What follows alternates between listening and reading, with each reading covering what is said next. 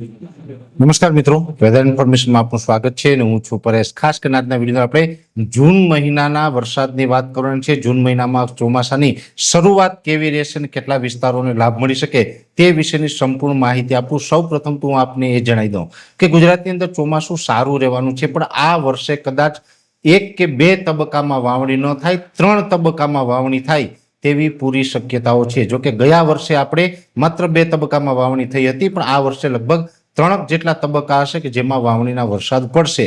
સૌપ્રથમ તો આપણે જ્યારે ભારતની અંદર જૂન મહિનામાં ચોમાસાની શરૂઆત થાય એટલે 1 જૂને ચોમાસું કેરળમાં પ્રવેશ કરે છે।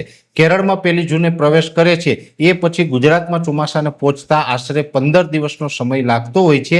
આ વર્ષે કદાચ એવું બની શકે કે 1 જૂન કરતા 2 થી 4 દિવસ વહેલું ચોમાસું કેરળની અંદર પ્રવેશ કરે તેવી શક્યતાઓ છે। જો કે કેરળની અંદર ચોમાસાનો પ્રવેશ વહેલો થાય એનો મતલબ એવો નથી કે ગુજરાતમાં પણ વહેલું થાય। ઘણી વખત ભૂતકાળમાં પણ એવું બનેલું છે કે કેરળમાં શરૂઆત વહેલી થઈ હોય અને ગુજરાતમાં લેટ થાય। એટલે એવી રીતે આ વર્ષે પણ કદાચ બની શકે કે ગુજરાતની અંદર ચોમાસું પહોંચે એમાં કદાચ વિલંબ પણ થઈ શકે છે। પણ એક વાત ચોક્કસ છે કે 1 તારીખ પહેલા એટલે કે 2-4 દિવસ વહેલું કદાચ કેરળની અંદર ચોમાસું પહોંચે અને ત્યાંથી પછી ઝડપથી આગળ વધશે, લગભગ મુંબઈ પાસે આવીને ચોમાસું અટકી જશે।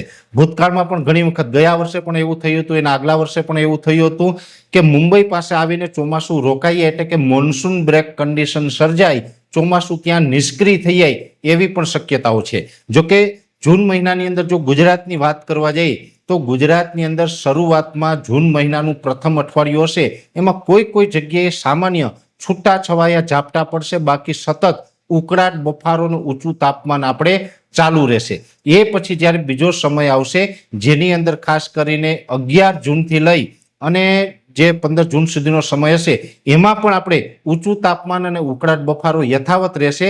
પણ જે 13 થી 15 જૂન સુધીનું સેશન હશે એ સેશન દરમિયાન ઘણી જગ્યાએ વાવણી લાયક વરસાદ થાય। જો કે એ વિસ્તારો ઓછા પણ હોઈ શકે, બહુ મોટા વિસ્તારોમાં ન થાય, પણ અમુક વિસ્તારની અંદર કદાચ ત્યારે વાવણી થઈ શકે છે અને એ પછી ચોમાસું ફરીથી પાછું સક્રિય થાય એટલે લગભગ એવું લાગી રહ્યું છે કે 22 થી 25 જૂન વચ્ચે ગુજરાતના મોટા ભાગના વિસ્તારોને આવરી લેશે। એમાં સારા વરસાદો થાય, એમાં પણ વાવણી થાય અને જે વિસ્તારો બાકી રહ્યા હશે એ વિસ્તારોને પછી 2 જુલાઈથી લઈ અને 7 જુલાઈ વચ્ચે વાવણીનો લાભ મળે। એટલે આમ જોવા જઈએ તો જૂન મહિનાની અંદર પણ 2 રાઉન્ડની અંદર વાવણી થશે। ત્રીજો રાઉન્ડ છે એ જુલાઈમાં લાભ મળશે। પણ એટલું ચોક્કસ છે કે જે શરૂઆતનો તબક્કો હશે એટલે કે જે જૂન મહિનાનું પ્રથમ અઠવાડિયું હશે 1 થી 10 જૂન સુધીનો સમય, એમાં છાંટછૂટ અને ઝાપટા હશે, પણ ઘણી જગ્યાએ એ દરમિયાન ધૂળિયા વરસાદની વાવણી કહીએ કે ઓછા વરસાદની વાવણી કહીએ, કરડક ભરડક થાય આપણા ખેડૂતની ભાષામાં, એટલે કે એમાં કંઈ ખાસ દમ ન હોય છતાં પણ ખેડૂત હિંમત કરીને વાવી દે એવું પણ બની શકે છે। અને એવી જ રીતે પાછું 13 થી 15 જૂનમાં પણ થશે। જો કે 13 થી 15 જૂનમાં જૂન મહિનાના પ્રથમ અઠવાડિયા કરતાં વધારે વિસ્તારને લાભ મળી શકે છે અને 22 જૂનથી જે શરૂઆત થશે એ શરૂઆત તો ખૂબ મોટી પણ હશે।